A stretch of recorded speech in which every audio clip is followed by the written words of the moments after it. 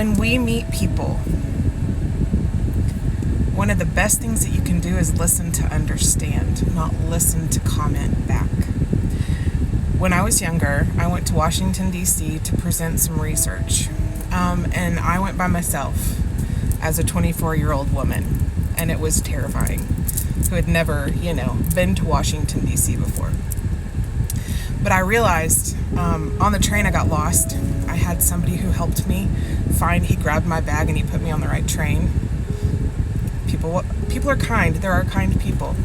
And then on the flight back, I remember I was sitting in the airport at DFW, because when you fly through DFW, Dallas, Fort Worth, you always get a layover because of storms.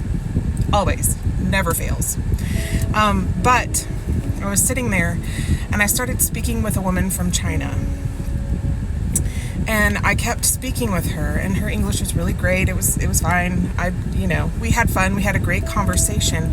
And at the end of that conversation, I had learned so much about her, and I still have it today. It's a little tea thing that she gave me, because it was a gesture of kindness.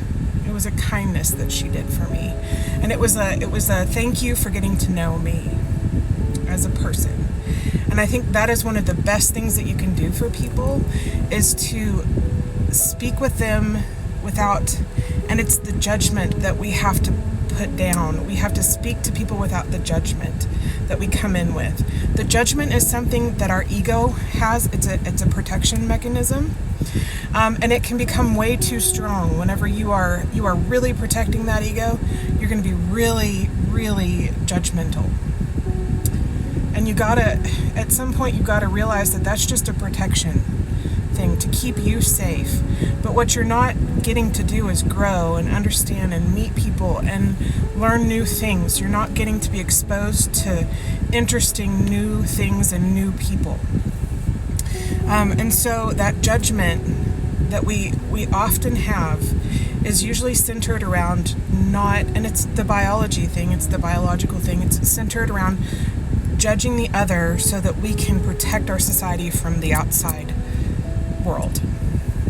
Because there might be, danger, Will Robinson, right? But it is overdone.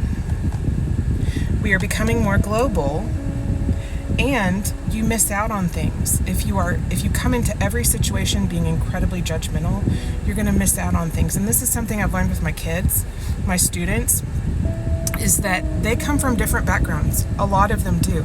There's not one of them that's exactly the same. And if we're going to work as a cohesive group, we have to get to know each other. We have to understand the differences between where this person comes from and this person comes from. And if we're going to make something happen, which was one of the things that I had to do, it was like learning how to work in a professional environment was one of my teaks that I had to cover. So if we do that, we have to learn how to not be judgmental of each other. And so in my class, I always talked about, I love Brene Brown. Just throwing that out. I'm sorry, not sorry, because she's amazing. But I used her boundaries information at the beginning of my classes every year, so that the kids would understand that there are boundaries that you cannot cross, and that everybody has different boundaries, and that's okay, and that we're going to be respectful of that. So we did that, and from that, it was like, yes, we're different, but that doesn't mean we're bad different.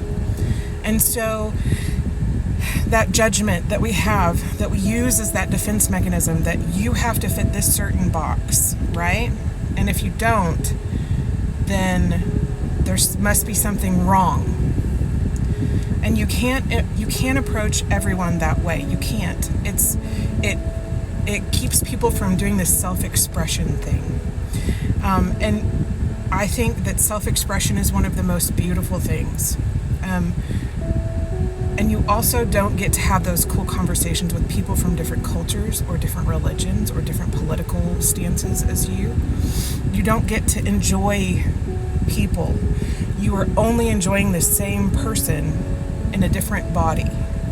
And I need to understand more people so that I can learn more about the world. And that's what I do. And I always love flying and traveling and getting to know new people and getting to know new cultures. Where I live, we have a bunch of people who come from all over the world to work. And so that's always fun to get to know those new people because they have different cultural expectations or different cultural experiences that they bring in.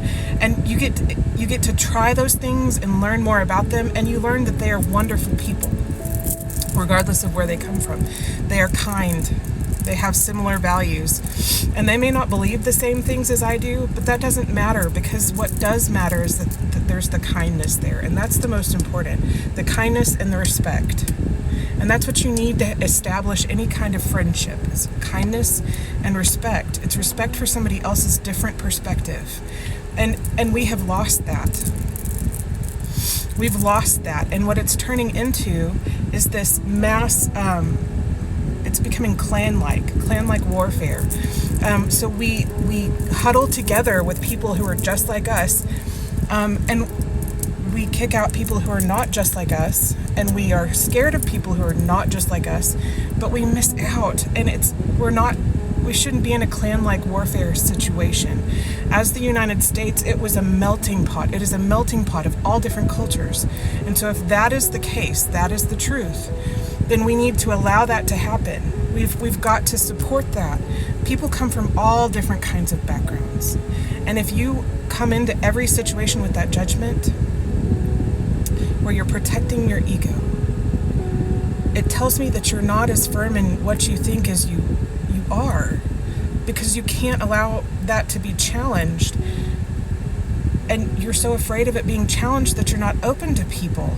And that's not how you should be. It's like you should establish what you believe, but allow it to be fluid. You have to allow it to be a little bit fluid, because your experiences are going to dictate how you apply what you believe. And if you never let yourself have those experiences, never let yourself be exposed to anything outside of that, what happens is that you lack the richness that is life. Life should be rich. It should be full of new experiences. It should be full of new cultures, new people.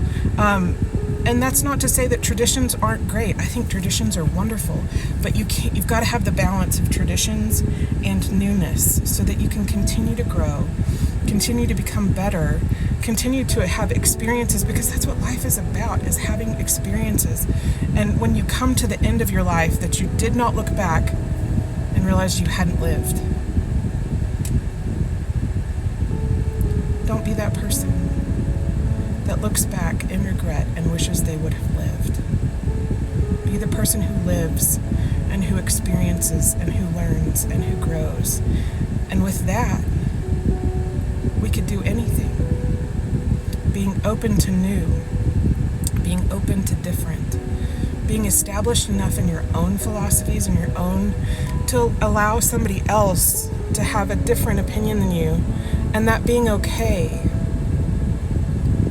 Because it is okay. I don't know what you've been through. I can't establish, and I don't have the context for who you are. And what you've gone through is the context, who you are. And until I get to know that, by putting the judgment down, I cannot make a good decision about you. You put the judgment down. You allow people to show you and tell you who they are. Not just tell you, because they really need to show you. It's all actions, basically. Because they can say whatever they want. But you have to show, it is who you are, as your actions are who you are. Allow them to show you who they are, regardless of what they believe, what they do in terms of religious practices, who they love. It doesn't matter. It shouldn't matter. Those things are small in comparison to the richness that you can gain from that relationship with that person. I've met so many people who are different than me, and I have gotten a gift from every one of them. A gift. Not just tea. But anyway, y'all be good. I'm gonna go bake. I'll talk to you later. Bye.